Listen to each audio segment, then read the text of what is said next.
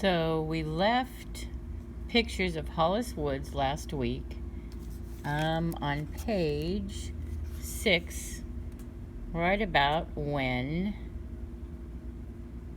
let's see, maybe she gave that speech to every foster kid in every driveway as she dumped them off like the UPS guy dumping off packages on busy days. But I didn't think so. I had looked into her eyes once, just the quickest look, and I had seen that she felt sorry for me, that she didn't know what to do with me. Too bad for you, mustard woman. I hummed a little of The Worms Crawl In, the Worms Crawl Out. She was an art teacher, the mustard woman said, pointing to the house. Retired now. I've never met her, but everyone at the agency said she's wonderful with kids. Her voice trailed off, but I knew she meant to say, kids like you. I walked my feet up the dashboard so my knees came close to my chin. No one's been with her for a while, but Emmy said it would be a good place for you. Emmy, the agency hotshot. She had probably said, what have we got to lose? A good place for an artist like you, Hollis, the mustard woman said. Mr. Reagan, I drew in my breath. The old man. I closed my eyes as if I was ready to doze off. He wanted you to have a chance to work at your drawings. He said it would be a crime if you didn't.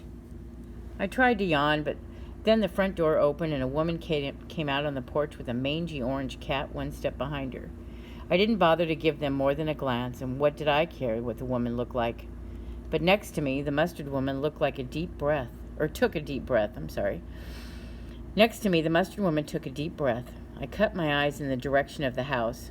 I was good at that, seeing everything without turning my head, without looking up, without blinking. I did blink then, of course I did. Anyone getting a first look at Josie Cahill would do the same thing. It wasn't just that she was movie star beautiful, or that she was wearing a blue dress made of filmy stuff that floated around her, and rings on 8 of her fingers. It was this. She had a knife in one hand.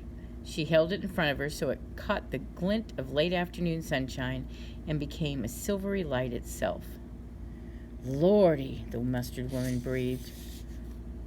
I sat up straight, wondering if I should open the car door and run or reach out to push the button down, locking myself in. The knife woman came close enough for me to see that the movie star face had dozens of tiny crisscross lines on its cheeks and across its forehead. But then she smiled and the lines around her mouth rearranged themselves. She leaned forward and put one hand on the car window. Hollis, are you here then? I couldn't take my eyes off of her. I could feel a pencil in my hand, moving across the paper, drawing her face, her eyes, even the knife. I reached over the seat, grabbed my backpack, and was out the door, slamming it behind me. On the other side of the car, the mustard woman was out too. Tea, the movie star asked the mustard woman, as if she were reading her grocery list. Coffee, lemonade, orange juice? The mustard woman just shook her head. She was still thinking about the knife. I just want to get Hollis settled, she said uneasily. I'm settled, I said. We all stood there for another few minutes, the mustard woman trying to fill the space around us with talk, and then at last she opened the car door again and she was gone. Want to call me Josie? The movie star rubbed her forehead absently with the knife handle. If you want to do the Cahill part, you say it kale. You know, like the vegetable. She jerked her head toward the cat. That's Henry. He's a little irritable sometimes. I followed her up the path and around to the back of the house. Henry came to, reaching out to stab my leg with one irritable claw. Josie looked back over her shoulder. Hungry? I shook my head. The hot dogs were just settling in. Drop your things, she said, waving the knife. We'll get them later. In back of the house was a different world, a garden on the edge of the woods so small I could see around them to the houses on the next street. I've lived here, Josie raised one eyebrow, since they invented the spoon. Who did that anyway? I asked, trying her out. The other eyebrow shot up.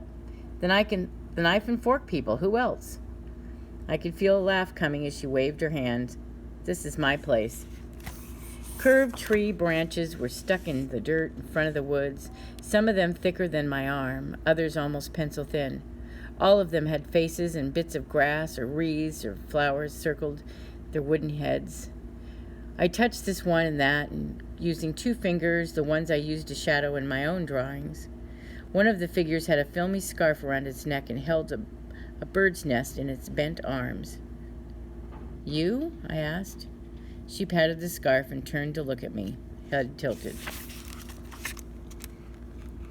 I pulled my hat down over my eyes and stared at her figures. She really was an artist. I'll make one for you, Josie Cahill said. We'll have to find the right piece of wood.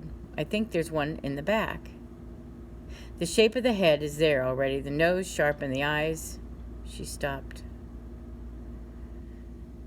But only if you stay. It'll take me weeks. It'll take weeks for me to do. Months, maybe. I tried to think of what to say. I never stayed anywhere for long before I ran. One morning I'd wake up as I'd had enough. I'd grab my backpack and I'd go. I'd hang out in the city, see a couple of movies, or if the weather was nice, I'd head over to Jones Beach and sleep under the boardwalk. Sometimes it took them days to find me, but they never sent me back to the same place. The people in their houses had probably had enough of me too. Josie waited for me to answer. I raised one shoulder. I'm not sure. Henry and I will treat you like our best company for as long as you stay, she said.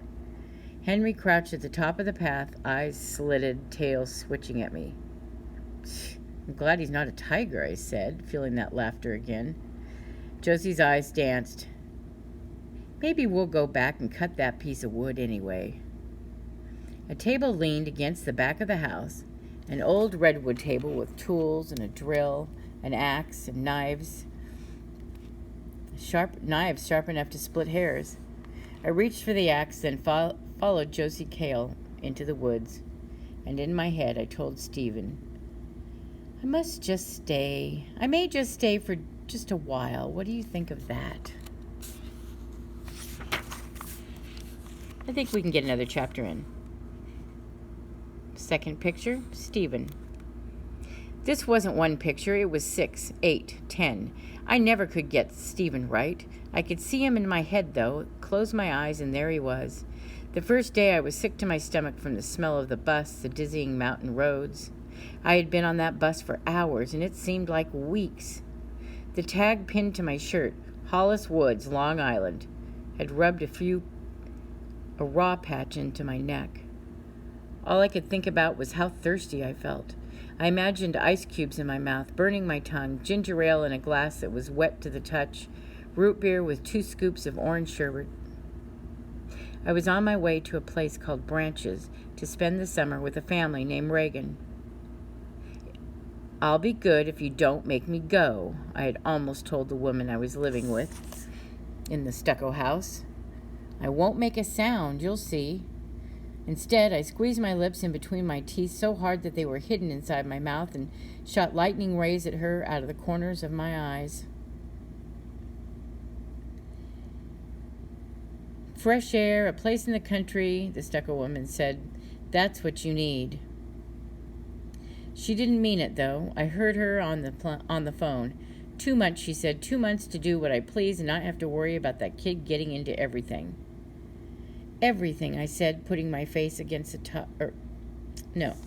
Everything, I said, putting my tongue against the top teeth in front of her face. Fresh, she cupped her hand over the phone. Fresh as paint. And back to the phone, whispering now. No wonder she hasn't been adopted. She's a mountain of trouble, that Hollis Woods. I marched up the stairs, hitting every rung with her lime green umbrella. Anyway, I was the last one left on the bus. Up in front, the driver talked with the woman from the agency. If I ducked down in the back of the seat, would they forget about me? Would they turn around and go back to Long Island? We lumbered up the main street of Hancock, passing a row of houses and a movie theater, and came to a stop in front of a diner. Straighten up, kid, the bus driver said, looking into the rearview mirror. We're here. I gathered up my backpack and the plastic bag they'd given me, a toothbrush, a bar of soap that smelled like an old sock. Ew. A pink washcloth and a book for drooling 2-year-olds. Kelly Goes to Camp. I tossed the book in the agency woman's lap as I passed, nose in the air, pretending I wasn't dying of thirst, pretending I wasn't bursting from having to go to the bathroom. Outside the bus window, a man leaned against the wall of the diner, his hat over his eyes, and a boy played handball against a brick wall. I climbed down into the blistering hot sun, checking out the boy. A skinny mess he was, much taller than I, his socks falling down. They looked as if they didn't even match. As the bus started up, the exhaust smelling like a sewer, the boy slammed the ball against the wall, missing it on its way back. He nearly killed himself trying to dive in front of the bus for it, then jumped back at the last minute as the ball bounced across the street.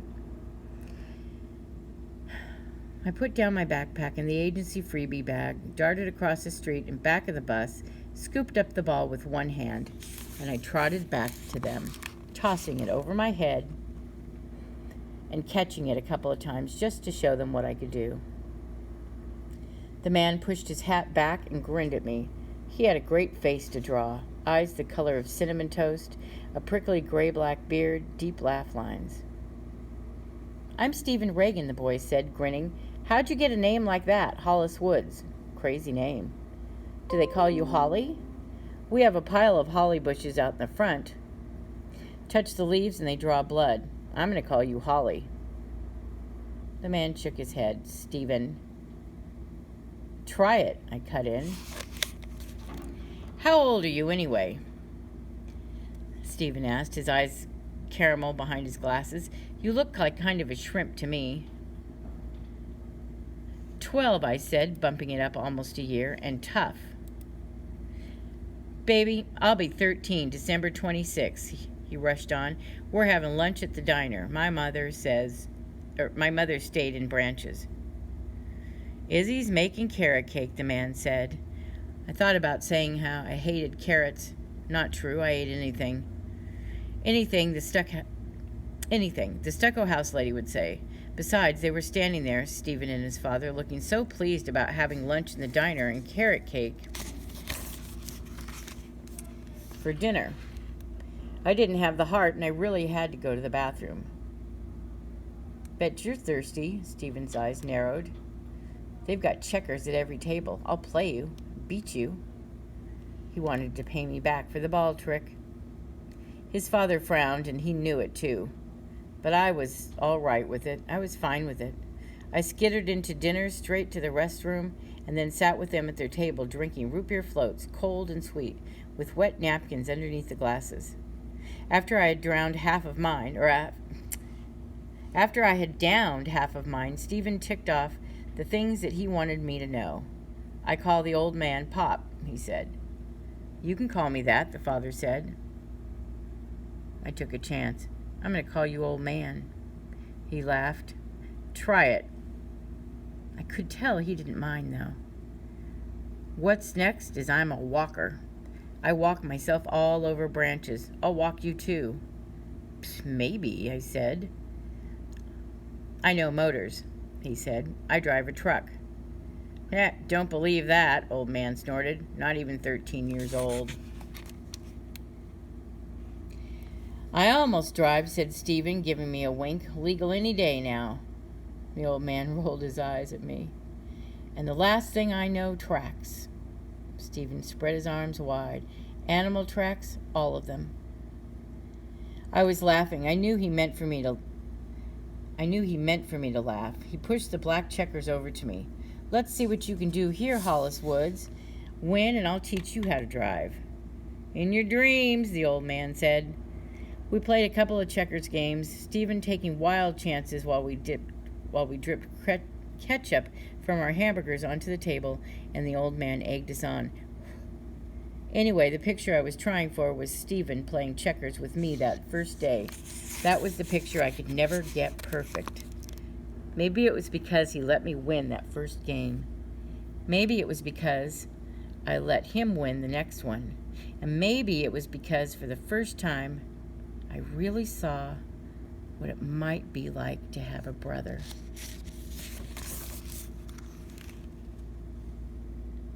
The Time with Josie, Chapter 2, will be next time. Bye-bye.